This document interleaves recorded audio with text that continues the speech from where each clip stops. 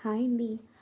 ఈరోజైతే మా వారు చేపలైతే తీసుకొనొచ్చారండి. నేనైతే రెగ్యులర్‌గా ఫిష్‌తో పులుసులు, ఫ్రైలు చేస్తూనే ఉంటాం కదా! అందుకే ఈరోజు పచ్చి మామిడికాయ ముక్కలు యూజ్ చేసి నేను ఆవాలు పెట్టి కూర వండానండి. ఈ టేస్ట్ అయితే అదిరిపోయింది. మీ ఇంట్లో కూడా ఒక్కసారి ఇది ట్రై చేయండి. ఇంకా ఎప్పుడు ఫిష్ తెచ్చినా కూడానే ఇలానే వండమని అయితే చెప్పడం ఖాయం. అంత బావుంటుంది. అయితే ఈ రెసిపీ ఎలా చేస్తారో నేను ఇదివరకే నా ఛానల్‌లో చూపించానండి. కావాలనుకున్న వారు నా ఛానల్ పేజ్‌ని విజిట్ చేసి చూడండి. లేదా డిస్క్రిప్షన్‌లో ఇస్తాను చూడండి. అయితే ఇందులో నేను చింతపండు బదులుగా మామిడికాయ ముక్కలైతే వాడాను. ఎప్పుడు సమ్మర్ వచ్చినా ముందుగా వచ్చిన పచ్చి మామిడికాయ ముక్కల్ని నేను తొక్కతో పాటు ఇలా స్టోర్ చేసుకుంటానండి డీప్ ఫ్రీజర్‌లో.